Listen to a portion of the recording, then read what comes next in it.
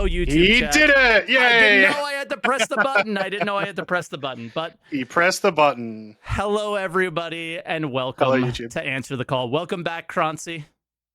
Hello, YouTube. Thank you. Yep. First stream of the new year. First time streaming on the Answer the Call channel. Hello, everybody over there. Hopefully, everybody's doing well. Hello, everybody on Twitch. So this is our first time simulcasting on both. If this is your first Answer the Call for some reason and you're on YouTube, this is where we do our podcast. This is going well already this year, but the podcast is basically, to give you the overview of what it's always been, was a call-in show where we have a sort of specific topic and then we open up the calls to you guys. Those calls are still happening in all the same places that they were before, which was discord.gg/SaltEMike, and there's a little answer the call topic section at the top. If you go in the green room, you'll get slotted in to a slot. We'll probably take a couple callers today. Got to kind of keep it short for me personally today. I have some at-home issues with our cat, sadly. So we gotta, yeah, it's not good. So to keep the vibes up, we'll just leave it at that. But yeah, just everything happened yesterday, so it's not a good thing. But good things are we're back. New year, exciting year, hopefully, for Star Citizen. So the topic is things that Star Citizen needs in 2024. But Croncy, we haven't seen you for a couple of weeks, so what have you been up to? Not much. Well, I've been very bored. He's playing Eve. I'm playing so much Eve. It's been nuts. They got me back in. They sent me like an email in November that was like, "Hey, we're giving everyone like 10 days of free Omega," and a big YouTuber, Frederick Knudsen, had just released like a 6-hour long Eve deep dive that was really, really well done that I watched. And I was like, you know what? I haven't played this for a while. And I've been playing nonstop since then. So that's been pretty nuts. But other than that, I tried watching that video. I have not gotten through the whole thing yet, but it so far is very, very good. I've been taking it in pieces, like episodes kind of. He's one of my favorite YouTubers, so I was actually really surprised when he did a video about that. He actually did a video about Star Citizen in like 2017, doing a deep dive on Star Citizen. So I think he might just be a bit of a sci-fi game buff. I would love to see his updated video on Star Citizen now. I think he's gonna wait. Yep. Because I think around 2017, that was around the time where a lot of people were still very confident in things. I see somebody on YouTube, just by the way, we might stop occasionally and see some things. Somebody on YouTube is saying that the quality is poor on YouTube. I don't, if you have a 4K monitor, we're streaming at 1920 by 1080, so it might seem poor in that case. But yeah, that's the only way I think that there might be issues. So that's right. It's the first one. We'll iron out some issues as we continue. Exactly. So just let us know, leave comments and all that stuff, just so we can do better for you guys over there. But for the first one, just try to deal with that, I guess. But yeah, they're saying they're watching both, and the YouTube one isn't as crisp, which is very odd to me. So we did not have this issue when I did it with level cap. So we'll try to figure this out. But deal with it for now, guys, and I'll play with it while the stream is going. So you've been playing Eve. Have you touched Star Citizen at all? Have you been like checking it out, following it? Very small amounts. Obviously, there hasn't been a lot of news with Star Citizen since just before Christmas. They only just got back into the office on like Thursday or Wednesday or something like that. It was pretty recent. And so, yeah, there just wasn't much to go on. But we did get a PTU update where we got, there's more Siege of Orison testing, though it seems to not be working at all. From my aspect, I wasn't able to get a single server where it was working. And I mean, as in not even able to attempt to start the event. And then they just released a new utility gun. And that was about it. Yeah. That's it's been pretty much that. All right, try now, guys. I just played with it bitrate-wise, so it might be a little bit better. But that's basically it. I've been gone for a couple weeks as well, and I just finished like working on Week in Review. It's like being edited now, and the 2 patches You know, like just a couple things to Yep. touch on. Most of it was like, in my other updates section, like all the random stuff. There was just like a few things that I thought were cool. Actually, did you know the Xi'an homeworld is like inhabitable? They like destroyed it. Uninhabitable, you mean? Uninhabitable, yes. They destroyed it by Yes, I accident. believe so. I didn't know that. Because I think the whole lore of it is the Zhan don't have like long memories as well, so they Mm. also like don't care. I think is the other part of the lore. They don't Ah. mind that much. So yeah, that was like a Galactopedia update, and I was like, Okay. all right. By the way, like they have main articles and then like smaller articles. The main article was the Stanton system, so I was like, Okay. why do I need to know? Like of all things, the thing I know the most about, I don't need to hear the lore about. So then I like went deeper in and I saw that one, and I was like, oh, I wonder what the GN homeworld's about, and it's yeah, they can't live there because somebody tried to assassinate someone else and it accidentally destroyed the whole planet. Oops. Yep. No, it's a topic that I'd love to do one day is just talking a little bit about the actual lore of the game, but it's so deep and also really hard to follow because you just have to do it through articles. There's nothing in game that's telling you anything about the lore, really, right? So, but they do a really good job. The guys making the lore, like it gets you hooked when you start looking into it. Yeah, which is cool. So that was that. But as far as like the cool stuff goes, it was pretty much just that tool. And did you give it a try at all? What do you think about it? They need to change the sound on that. I like the sound. It doesn't. No, it's so boring. It doesn't sound like heavy. You know what I mean? It's okay. Yeah. Here's my feeling about the sound, though. My feeling about the sound is that every other salvage sound is very drony, and it's just like over and over and over again. And this one just sounded like it was like almost annoying after a while. This one sounded like I can listen to it if I'm going to be doing this for a while. Was for sure. It's definitely more how I felt. It's definitely easier on the ears, but it just feels like it needs some sort of like maybe just like some bass like wobbling or something. I don't know. It feels like it's missing something. The animation looks great. I do love the actual like insides of the laser moving and whatnot. But we get to the big problem with the item, which is just that there's no use for it at all right now. Right now is key. Yeah. I think something that I pointed out on stream, and it just popped in my head one day, like while I was using it. The thing that popped in my head was the engineering demo and them using the damn dude. I'm seeing this like it's choppy on my end too. Why? Okay, but the thing that I really was like, this is the use for it, is repairing, which makes it not a salvage tool. It makes it a repair tool. So engineering and repairing components, well, guess what? This thing has triple the capacity of RMC as the other one. So I will not have to use that many canister or as many like rounds, I guess, or magazines to repair the stuff on my ship. So I'll run around or repair things. Everything will be good. But like how quickly it salvages, it's not quick. How like in my mind, how I would have liked to see this work is I could fly over in an Aurora to a 1,000 credit salvage mission and complete it with this tool. And because I can't, it's frustrating. Yep. Yeah, there's not much use. There's not much use for new players to do anything salvage wise with it. Yeah, there's just literally no use for it, as you said, for the moment. And it was like, okay, well, why did we make this thing then?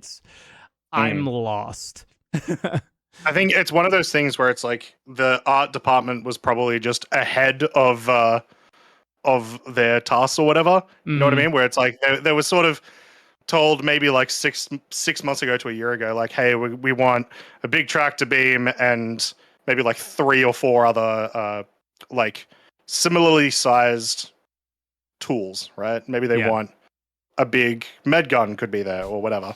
And they just started making them. And then I was like, oh, you've already finished making that? We don't really have much of a reason for that to exist yet. But it's cool. Let's chuck it in, you know? Yep. So, yeah. Yeah. It's every time I follow this game, I feel like that's what it is. It's just like chucking things in, and we don't really know what does what as players. And I think they probably have an idea of what they want this tool to be long term, but we don't. And they don't want to tell us because we get mad when it doesn't end up being that way, i.e. of course. salvage ships, right? So here we are sitting here trying to figure out what this thing is when we have absolutely no idea, and it just kind of is what it is, which sucks. But somebody said on Twitch chat about like seeing a mining variant soon.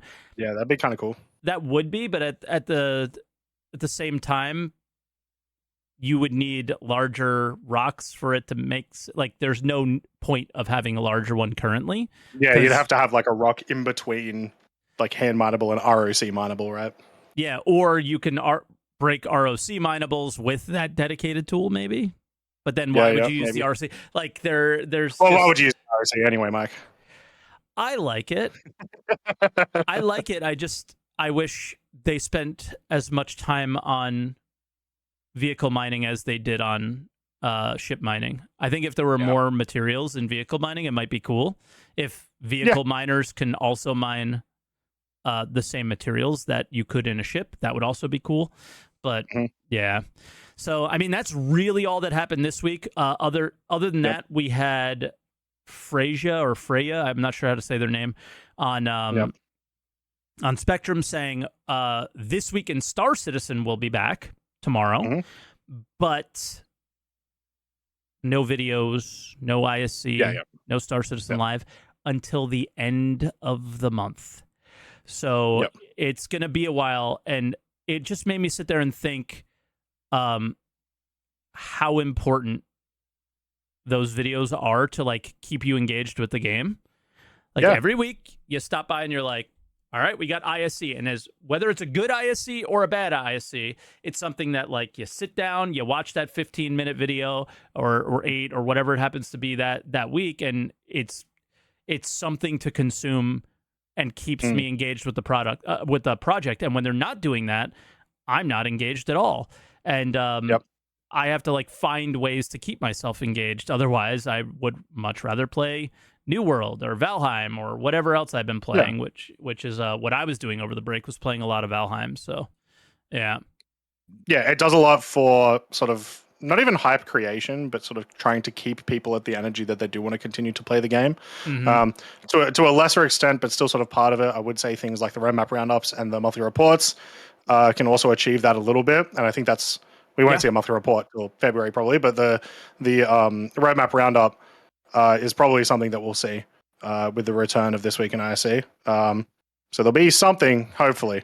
I don't think so. Yeah, I reckon? No, because this is planning month.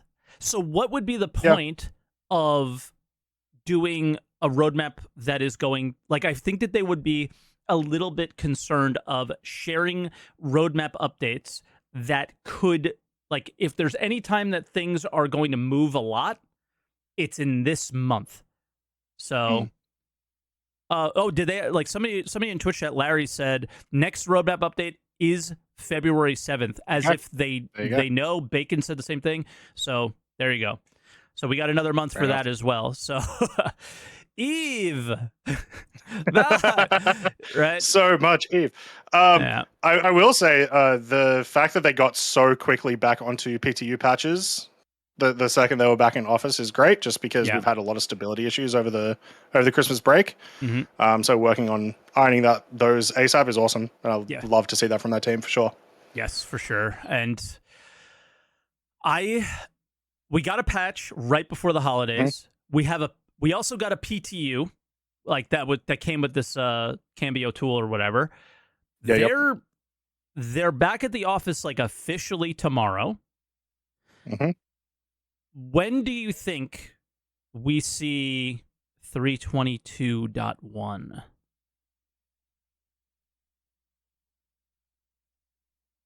Well, first off, what do you reckon is going to be in 322.1? The replication layer should likely be in 322.1. So that's getting tested in test preview right now, right? Mm-hmm. So in tech preview, sorry. Probably start of February. Three-ish weeks from now, we'll probably see it, or at least a more like a more robust version of the replication layer. And they may even call it 322.2 because it certainly feels like whatever's on the PTU right now, they want to push to live. Yeah. The biggest notable things in that patch are fixes to the Hull C cargo, fixes to cargo in general and selling. There are 10 server crash fixes. If anybody played over the break, it was pretty crashy, is my understanding. Along with a few other fixes as well that were like pretty problematic. So some of the big ones they nailed down in that PTU. I'm trying to think of. I tested something specifically that that was really, really something I was interested in, but I cannot think of it. I will say we had a ton of issues this morning doing the DMR rally practice. One of the groups of people, which would have been a full server essentially every time. Okay. The server with 30K after like a couple of minutes every time they launched in. The other server didn't have as many issues, so maybe one of those 30Ks where it's like tied to a player and like something they're wearing or something, who knows? Interesting. But it seems like 30Ks have popped up a bit more over the break than they were towards the end of last year, where I just was never seeing them. Oh, okay. Well, this is something I'm going to ask the chats because I'm not sure I heard anything about this, and I'll ask you as well, Croncy. Core Space and Twitch chat, I guess like now we have to say Twitch chat and YouTube. This is cool. Is saying 322.1 will come with the replication layer, but not recovery. Are we aware of this? I know it's not currently in the tech preview. I think that's a prediction. The only thing that they specifically said originally before some goalposts got moved was that originally it was going to be 321 replication layer testing on tech preview, 322 replication layer in the patch, right? That didn't happen. It ended up being 322 tech preview. Okay. So they didn't say anything about not recovery, but I don't think that that's a bad prediction, that it might be in there without recovery first to a live service. Okay. Yeah, they just said in my opinion after that. So there you go. I do not care about replication layer without recovery. It doesn't do anything for us. Yeah. Yes, exactly. As a player, all we want is to not feel the pain of a 30K. That's it. And it's my understanding that outside of Evo, nobody's really seen that yet. And I was unfortunately unable to try it in Evo. I wasn't there when that test was happening. So I have no idea what it feels like. But in the past, with I think when 318 dropped, one of the best experiences I ever had in the game was we were mining a big rock, we broke it, server 30K'd. We waited 30 minutes for the server to come back up to make sure we were still tied to that server, logged back in, got into that server, went back to those rocks. They were there. Even the gadget that broke off the rock was still there, right? So like some of the persistent stuff is really, really awesome, but the wait for a server to spool back up is what I'm the most curious about when it comes to replication layer, because I could care less about replication layer protecting me from a server crash if I'm sitting there waiting 10 minutes for it to start back up. So it has to be fairly instant. Otherwise, 30 seconds, 2 minutes. How long would you be willing to wait for a server to come back up just to avoid the return back to base kind of situation that we have to deal with right now? Because a 30K isn't as punishing or painful as it used to be, but we certainly aren't starting back in the exact same position that we were in. Yeah, I'd be comfortable with like 5 minutes. For a very, very long time, I'd be comfortable with like 5 minutes of just like, all right, okay, here's a quick break, and then I'll be back in a sec. But I think, Mike, this whole conversation is actually a really good segue into the main topic of today. Yes. Which is, what the hell is Star Citizen going to do this year? What do we need? what's going to make the game good, what's going to make the community better, etc., etc. And if you have any opinions in the chats, make sure you come and answer the call over here at discord.gg/SaltEMike. I'm gonna type it in the YouTube chat right now. We got to get like, so while he's doing bots and stuff as well. Yeah, we were like, so all while right, he's we're doing that, preparing everything, and then you realize you're never prepared for anything. So the one thing that I will say is last week Noodle did a great job of filling in for you, and what we talked about was what we thought would be in Star Citizen in 2024. What we want to talk about this week is what we need as individuals, you, me, Croncy, that what we really think needs to happen in 2024. That is entirely different than what we expect to be in 2024. So that's where we want you guys to really sound off. We're probably only going to take 2, maybe 3 callers if the calls are quick, and we will try to keep them quick to get as many of you guys in. So please do pop into the Discord to pop in and answer the call with us. But I've shared a lot myself. List off a few things that you need, Croncy. What is an absolute must-have this year on your list? Otherwise, this year sucked. A free javelin for everyone. The big one that I was sort of thinking today, I was like, there's a lot of obvious ones, right? There's pyro, there's server meshing, there's essentially all the stuff that they've announced. It's like, well, what we really need is for them to, actually fulfill on those promises. Yeah. But stuff that sort of doesn't get mentioned a lot that I think should. This one, we need more old ships released over new concepts or straight to flyyables. And there's sort of a level here, right? Like, it doesn't have to actively be, oh, well, they released 4 old concepts to flyable, and then they released 5 straight to flyable ships or whatever. There is a level there of just as long as we're continuing a trend of them taking old concepts and putting them in the game before releasing new concepts, it's a really important thing to make like a watermark year. Yeah, I'm gonna have to agree with that. And essentially, long story short, getting through the backlog more. Yeah, exactly. That would be important. They've obviously committed a little bit recently to doing work on the backlog, and that's been awesome to see. If we get to see from CIG more of a commitment, like for example, a bunch of the guys that are coming over from Squadron. So like the actual like art guys that are coming over from Squadron, if they start working on some of the old backlog, that would give me so much faith in new ships and whatnot over what it's been like in the last couple of years. I also do recognize there's sort of 2 caveats to this. I'm not including ships that are like the Scorpius Antares, right? That's the same hull. It's a small task that they get to do. That's not really the issue. It's when they release like full on proper new concepts, new hulls without looking at the backlog first. Okay. You want to go back and forth? I'll say one, you say one. And sure. Yeah, we gave you number 1 pick and you chose spaceships. Yes. Over a feature. We need spaceships. Yeah, for sure. Well, we don't need any more, I don't think.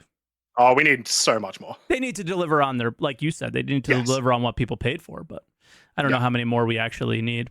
I think my big one, and it doesn't have to be, it could be in a very similar place that we are with structural salvage, but crafting. Yep. Some form of, like, they showed the blueprints. They said the 12 months or so. I know or so is a thing in that statement. But I do want to have something different than what we have currently with just the salvage crafting stations and what they do and all that. I do want to see by the end of the year, I want to feel like we are on the track, right? On the track towards the game that I always wanted to back for and always hoped that we had.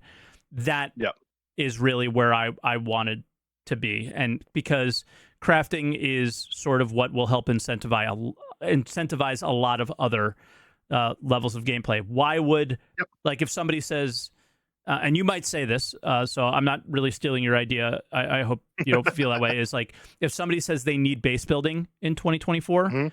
well, what are you building a base for, right? Like, yeah, it's cool. It's going to be awesome. You'll be your home or whatever. But in reality, they really showed why you're building a base at CitizenCon. It was to extract material out of the ground. It was to create a farm. Those were some of the highlights of that video that they showed. So for me, at least building the groundwork of that system is the most important thing that I think we can have this year that would really push the game in the direction that I was hoping for it to go in. But I also think Your even turn. just having a design document about crafting is so important. To have that by the end of the year would be so important and such a big deal, because so much of balancing can come back from just how crafting is going to work across multiple different levels. And then when they do bring in, even more of these features, then they can have that in mind. Whereas right now they're essentially just going, this gun shoots cool, this ship flies cool, whatever, right? Which of course there's nothing to sort of balance against. So yeah. I reckon I'll do one more, and then we've got some callers on the line. So I'll do one more, which is something that some people have actually brought up as well, but I did have it on my list.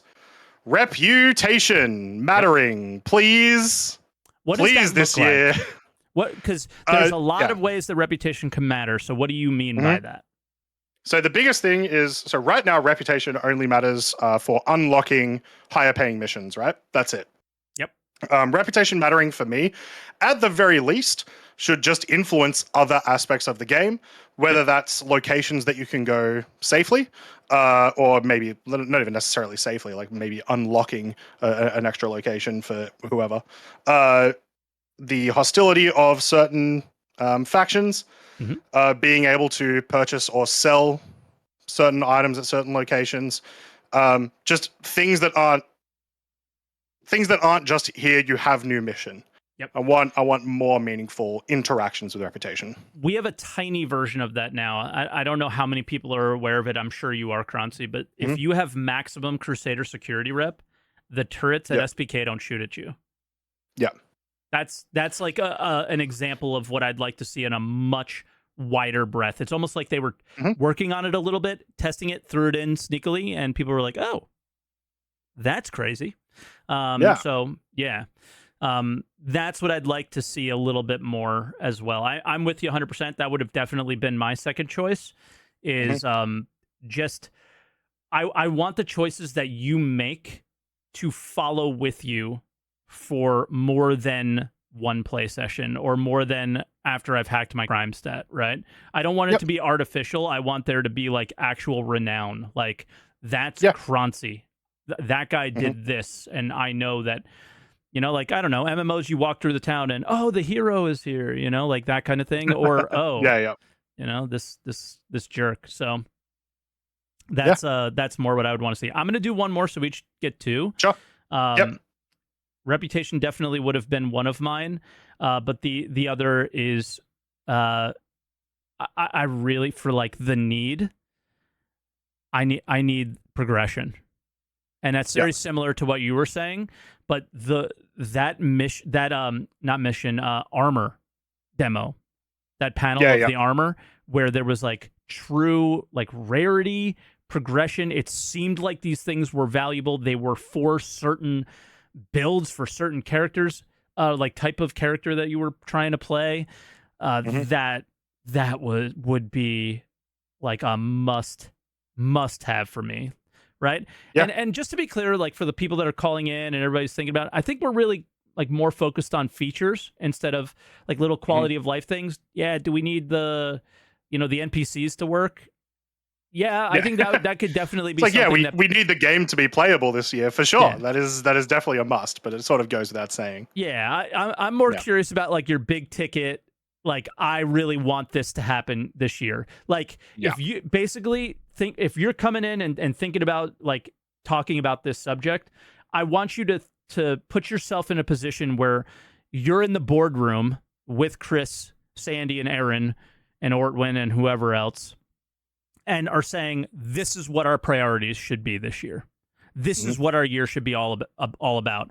They had that conversation last year, and it was all about Pyro, clearly, right? It was about Pyro, server meshing. That's all they ever showed on preview, like little, the sneak peeks and on in your email. There was tons of videos about that stuff. They sat down and was like, this is the priority. This is what CitizensCon's going to be about, everything, right? If they were to have that conversation again this year, what would you want them to prioritize? What big ticket, this is what CitizenCon's going to be all about features? That's what I would put on. So like myself, I wanted it to be crafting and progression. Croncy wanted backlog ships and reputation, and I think that those are 4 really, really solid choices. But we do have some callers, and let's get to our first one, who is Sergeant Lobster 06, who I saw in Twitch chat for the first time in a while today. Hello, Lobster. It's been a while. Very regular viewer for years, and coming in and out of the game, I assume. Yeah, Happy New Year. How are you guys doing? Good. How about yourself? Doing great. Hope you are too.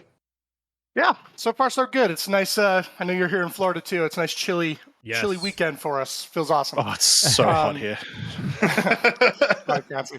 But I think what you guys were just saying is the main thing. Like, reasons to play would be the big ticket for me. For me, my current state of Star Citizen, I've got no reason to hop in the game because I've got 30 million credits, nothing to spend it on. I've got all the ships that I need. So what is the point of dealing with the same buggy missions time and time again, the same frustrations, because I get nothing out of it other than, the fun times that I occasionally have playing with my friends. For me, it's my actions mattering to the universe that I'm in. And I think that comes from a number of different things. One, the reputation system, obviously, from its benefits being, if I'm a high-level racer, I want there to be like a cool racer's lounge I can go to and get some sweet flight suits and stuff like that. Or, hey, I did this quest for Hurston. They really like me. Maybe occasionally they give me a free fuel fill up. Hey, thanks. This one's on the house. Things like that. But also on the negative side of things too, like you guys were saying, I've done a bunch of quests to kill Ninetales. Why am I not getting hunted down by the Ninetales? They should hate me. They should hate me, and they should not let me land at Grimhex. I should be, fired at immediately because I'm like their villain, and vice versa too, right? If I'm a high-level Ninetales guy, as it happens now, players should want to hunt me, and also Hurston should want to hunt me. But another thing too, I think just more of that quantum system coming in, right? If I'm doing the delivery missions for a station, right, that should impact the fuel prices if I'm delivering like a large amount of fuel, so it matters to other players. So like doing these same tired old delivery missions, doesn't feel as monotonous time and time again. Yeah, and my third choice was going to be economy. If I came in and had another choice to discuss, it would have to be economy. It just play like you want your choices to mean something, and a lot of the things that make that happen are the value of those items, right? And an economy doesn't necessarily mean the monetary value of them, but also just like the value to the player. Like, why do you even want that flight suit? Is it just because it looks cool, or does it actually help you when racing, right? Something like that. Yeah, true. Maybe like more G-force tolerance, things like that. And also looking cool is sweet too. Of course. Yeah, I always gotta look good in the verse.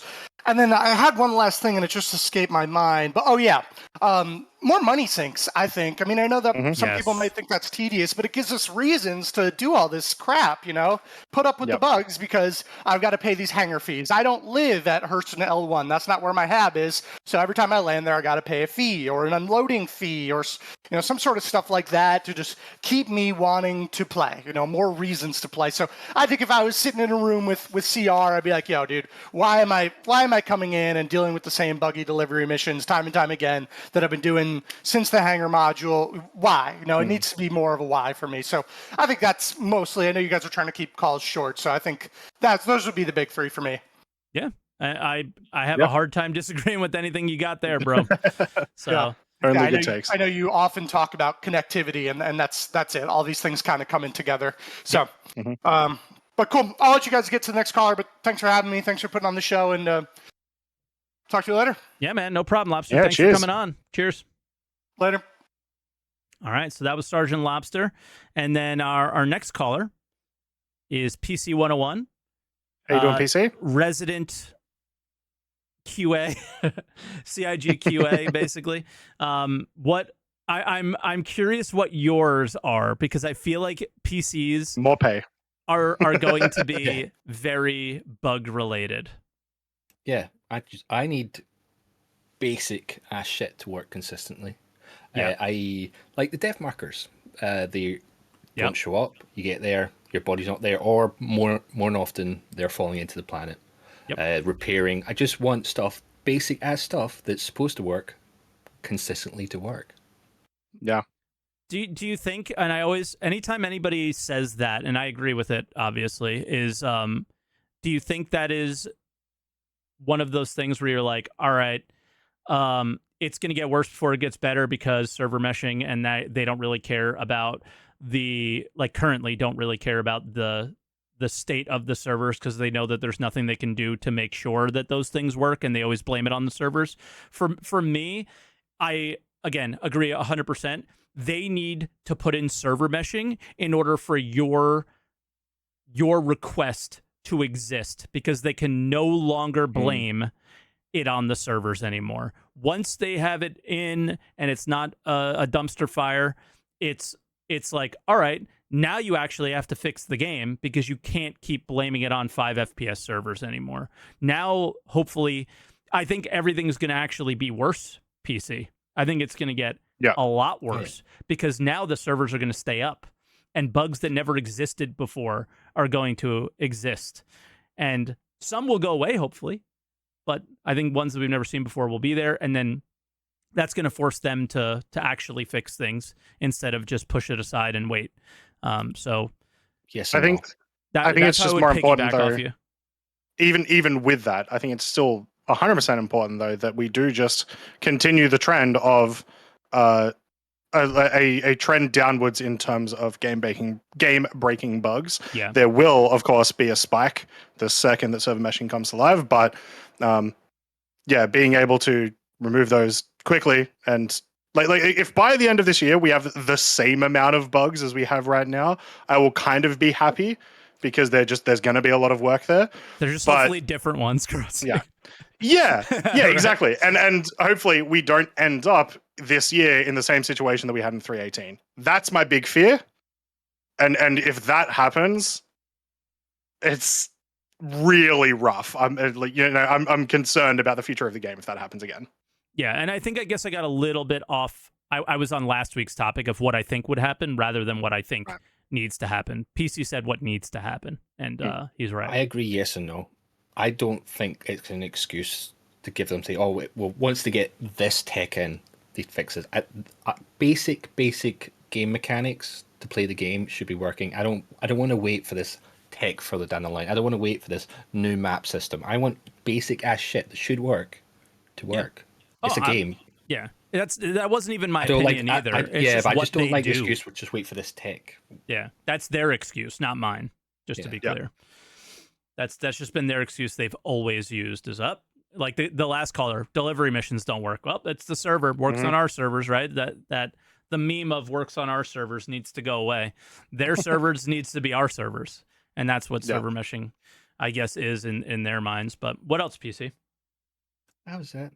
I'm kind of sick. I knew it. Those basic ass bug systems. Just I knew it. Fight when you want to do something and you're fighting the game for basic ass shit.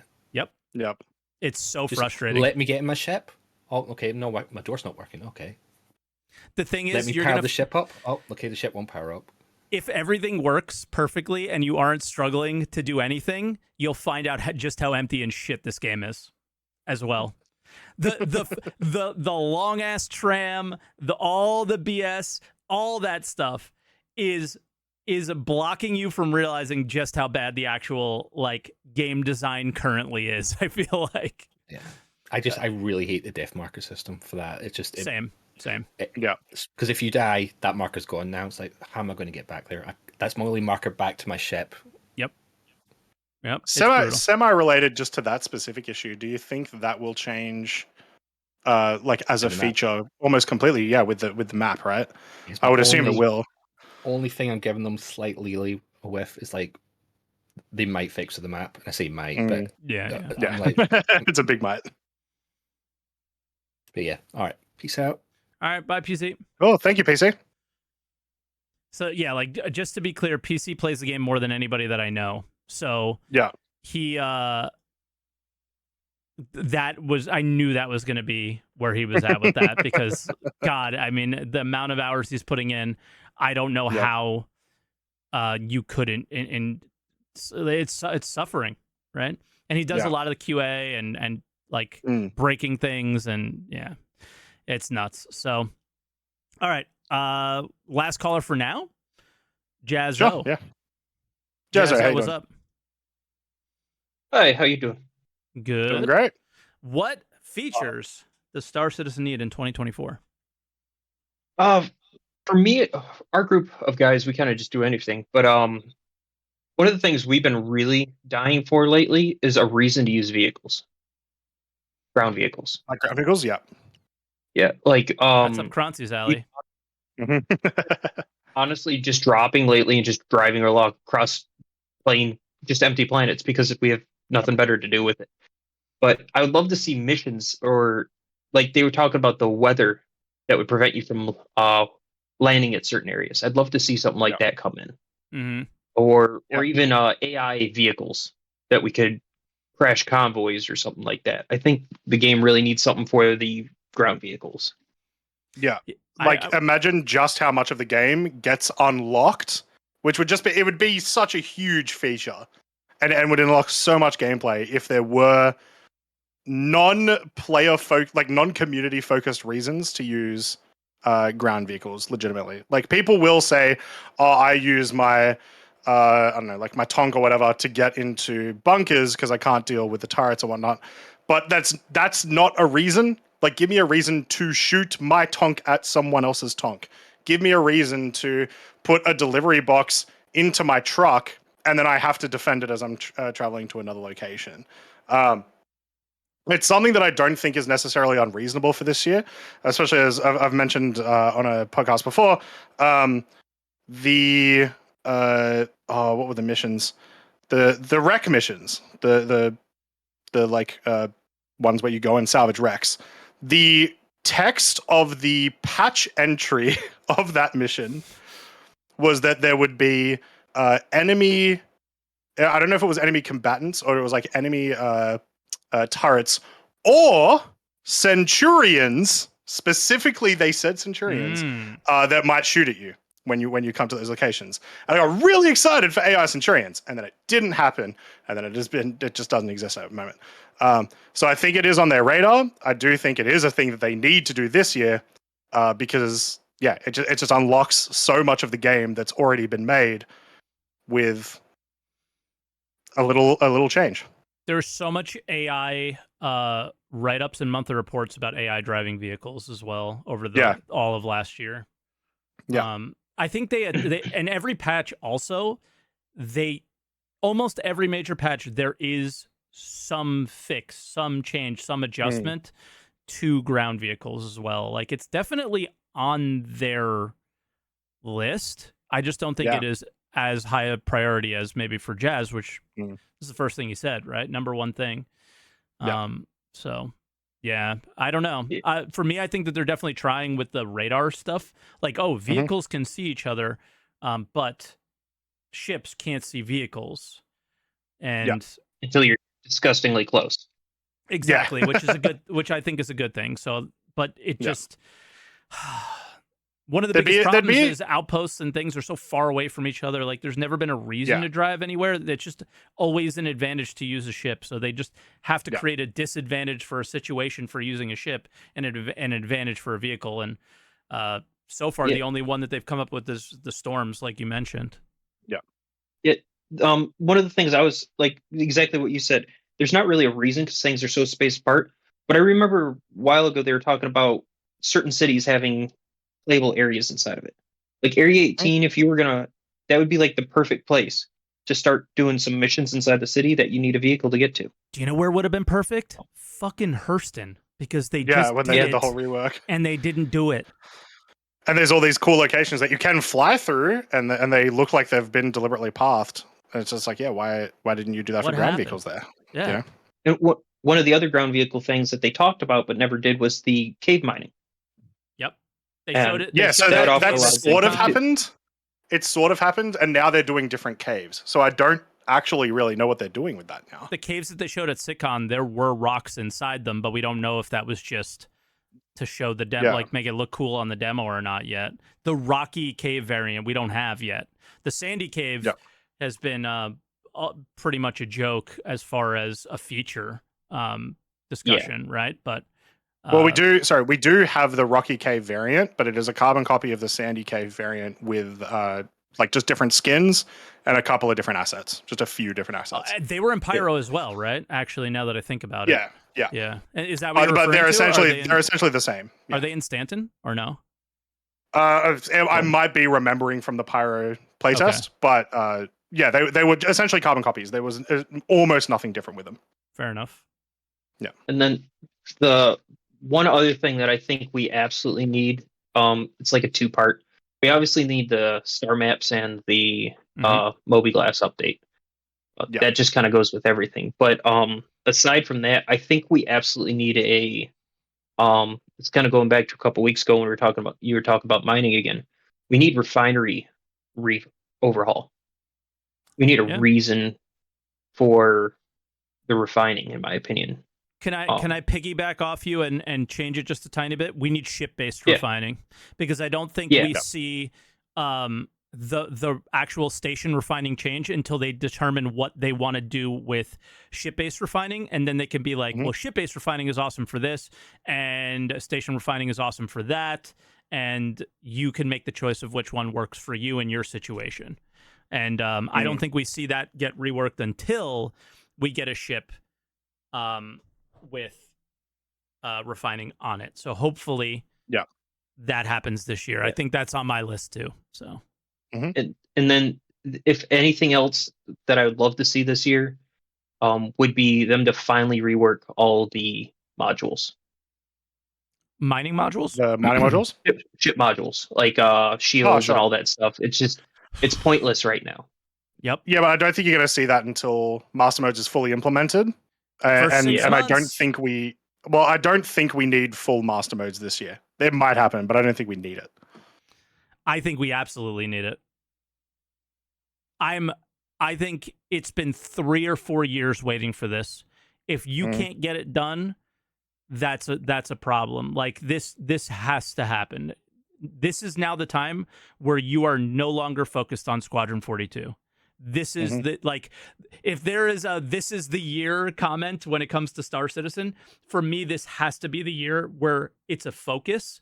I'm sort of in agreement. Like, do we need it? Not maybe as a player, do we need it? I think there's other way more important things, why are we flying to our ships with master modes on them? But for a deliverable and we can do this thing for that specific team and to build confidence for us from the exterior, they need to do it this year from that perspective. Yeah, I think that's a fair take. Yeah. Yeah, I can agree with that. But piggybacking, just last one for you, but off of that too is with flight models, some of the flight models are still absolutely, like the Reclaimer, the Hull A, are absolutely atrocious. Yeah. Yeah.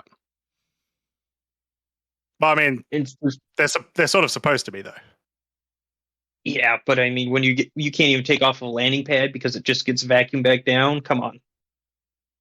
Especially Reclaimer with those giant engines. Yeah.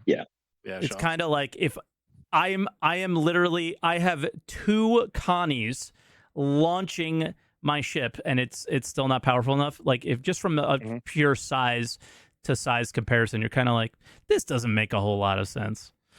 But, yeah. Jazz, do you have anything else you want to add? No, that's all. I was just going to say thank you for finally letting me make it in here. So awesome. Thank you for finally coming on, man. We appreciate it. Have a good one, gentlemen. You too. Yeah, you too. All right. I have a last. What about Multicrew? Is that a must-have in 2024? I don't expect to see it in 2024. When you say multi-crew, I mean like, engineering. expand. Yeah. That's what I thought. Yeah. Yeah, I don't think if I need it this year. But if we get, I would say I just need to see it close, or I need to see How about in Arena sort Commander? of tangible progress. How about the experimental mode in Arena Commander? Once again, I don't know if we need it, but I'd love it. Yeah. Yeah, I just need to see tangible progress on it, because all we've seen over the last 2 years, and it is a big task, so it makes sense, but all we've seen is here's how rooms expend their oxygen. Here's what we think the UI and the sort of design document of engineering is. That's it. You know what I mean? There hasn't been. Well, the design document means a lot, though. Like, here's for sure it does, but we haven't seen a group of players do engineering. Correct. We sort of did. That's at what I SICON. That was them doing it. But the reason I think we need it is this is not me. This is why I think we need it. This is just my opinion. Is I hate solo molars. I hate solo C2ers. I hate solo 890 jumpers. Not because I hate them as people. You are fine people, and you are playing the game the way you want, and you should have as much fun as you possibly can in the video game. What I truly believe is that for the game overall to be what the game should be, and what it deserves to be, and what we deserve out of it is a great multi-crew experience. And in order for that to exist, you need to want to do it. Like a lot of the things that we talked about just in general for the game today. What's the point of having it versus not having it? And I need to know whether or not it's going to achieve that goal as quickly as possible. Because if it's not, it's back to the drawing board and get it done. Because there is...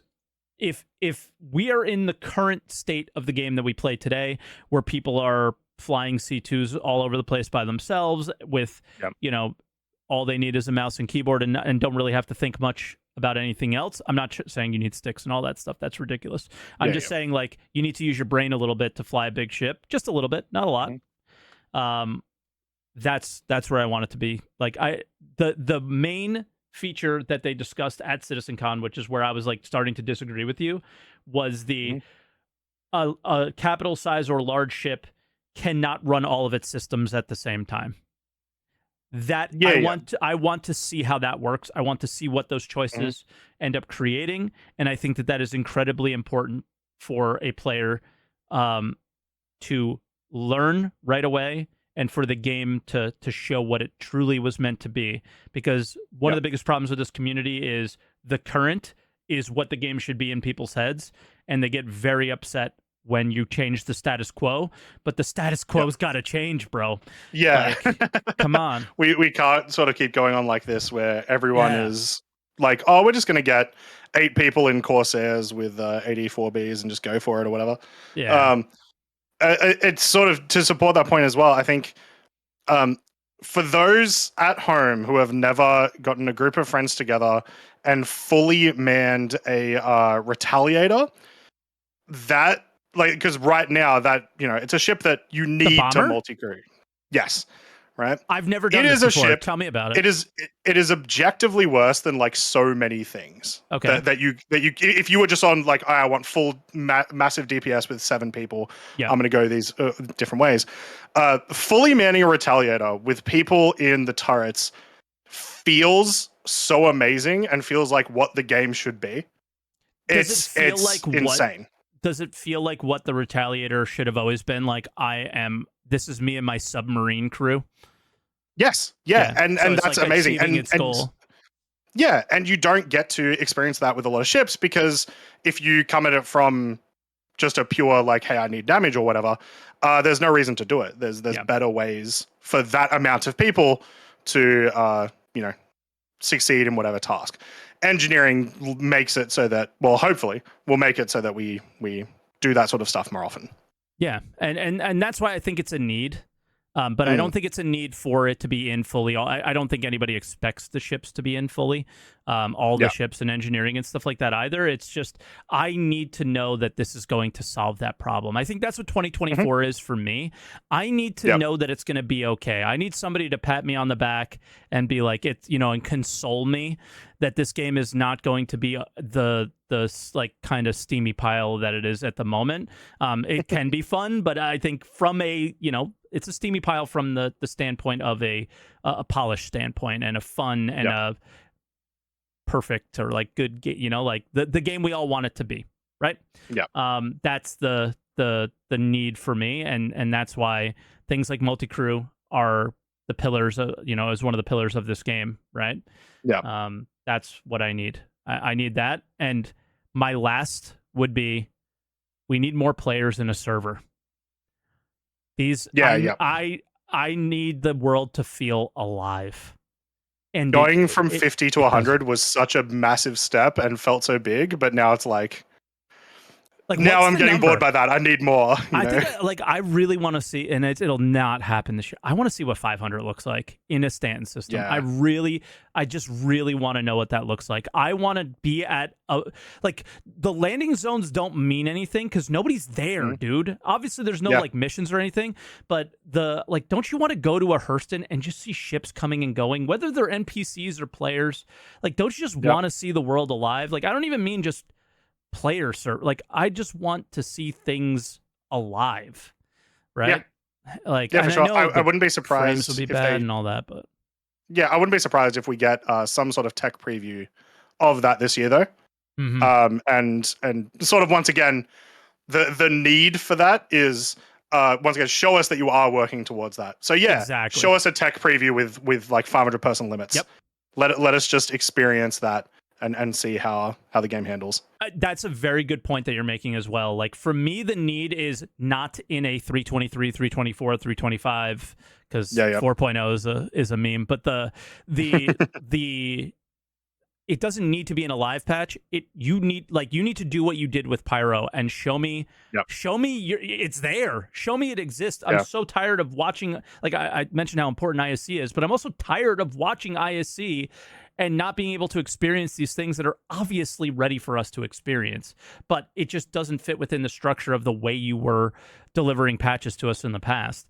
I think that's another thing that we need the tech preview channel in 2024. I think that's probably a really good need as well. Is we need them to utilize that as much as possible. Currently feels like they're not utilizing it super well with the way that they're doing the replication layer thing, like from our perspective. But I'm sure it's gathering some pretty good data for them. It's just dang. Like what? Yeah. So you want me to play 322 with even less progression than we already like? No.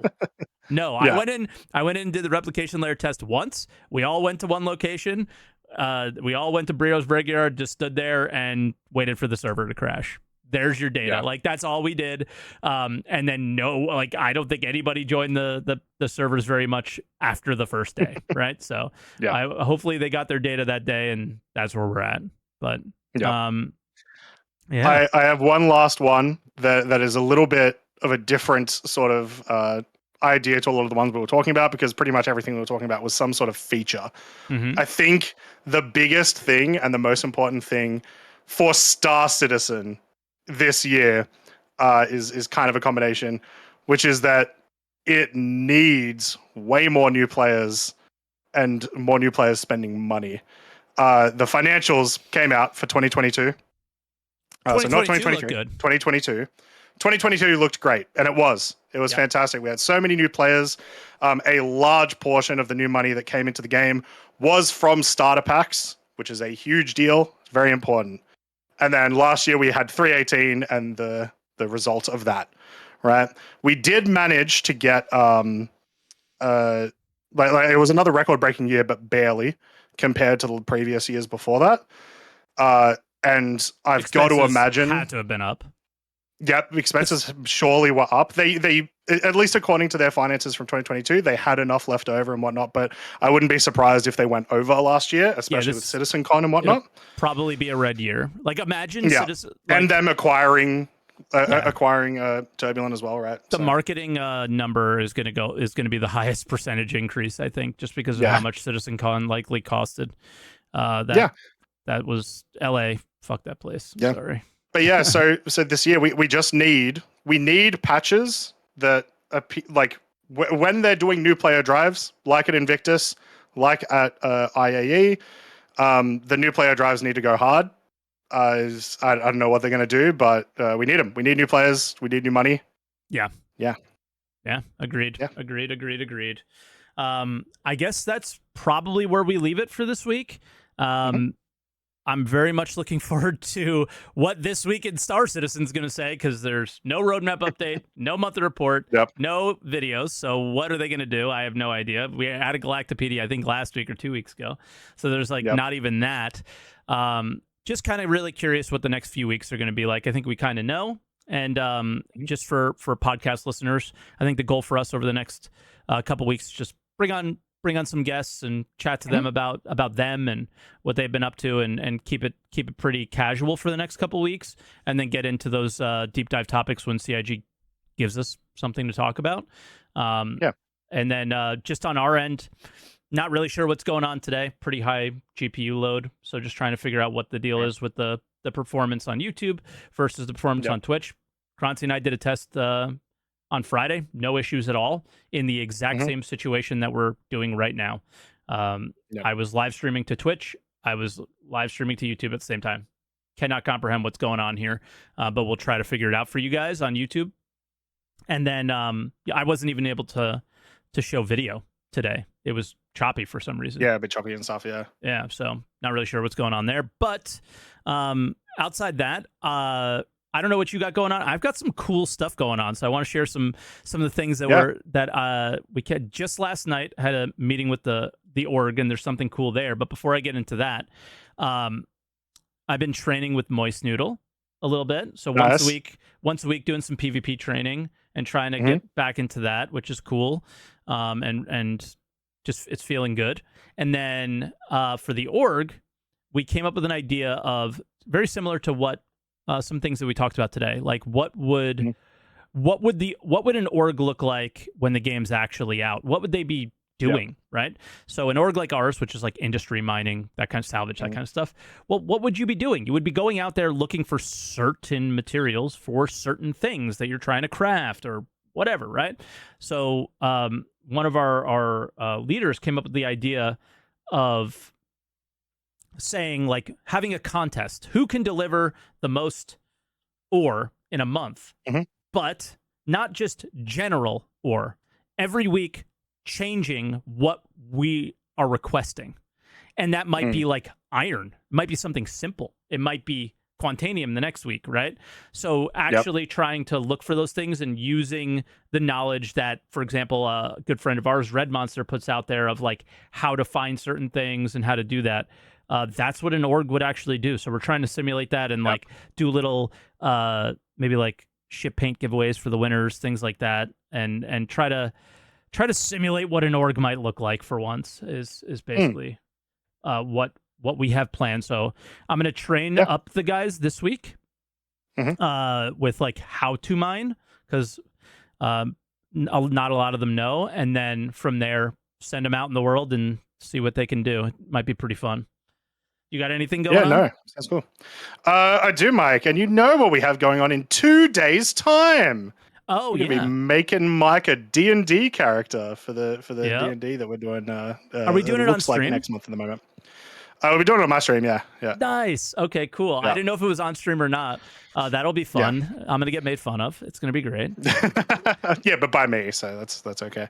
Yeah, well, by the chat as well. That'll be good.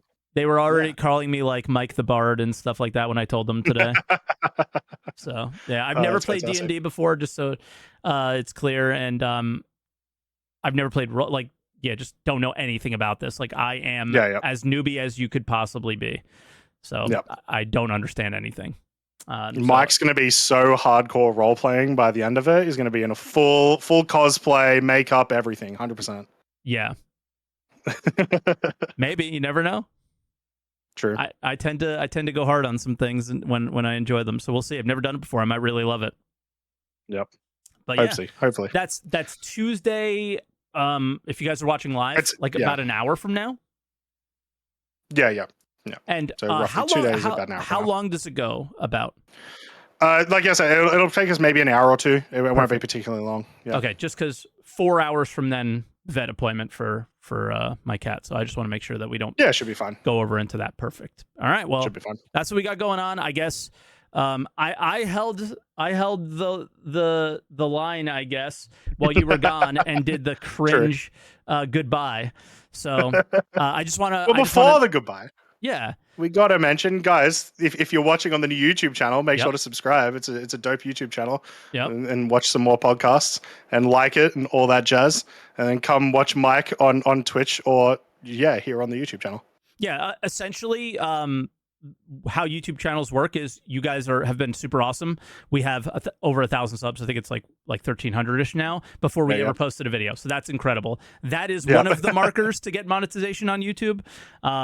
I'm sure most of you don't care whether or not we make money, but the reason that it matters is YouTube pushes videos with monetization more than videos without them, because YouTube makes money on it as well, right? So the idea there is we just need to get 4,000 watch hours and then we're set. And that doesn't take a lot. That might be a few podcasts if it might be one podcast if the amount of regular watchers are still watching it. So we'll have to see. But that's the goal, is to get that done as quickly as possible so we can just get back to normal as far as YouTube is. And yeah, we're really excited for the new channel. I think Croncy's going to be doing some shorts and stuff. And so hopefully we'll get that done. The YouTube link is not posted here on Twitch. I will make sure we get that done as well. Just, that turns out there's lots of little things that you forget when trying to set these things up. I'll just keep in mind, the goal was actually to have the entire Answer the Call library up on this channel. That was a pain as well. I can only post 10 videos a day, and I was just like, I give up. So we'll figure something out on that front as well. So thank you so much for watching. Like, subscribe, all those things to the new Answer the Call YouTube channel. I appreciate you guys all being here live, both on Twitch and YouTube, and looking forward to what 2024 brings for us, not just for Star Citizen, for us here, me and Croncy, and I'm really excited for that year as well. But Croncy, take us out. Ladies and gentlemen, don't forget to answer the call. Goodbye, everyone.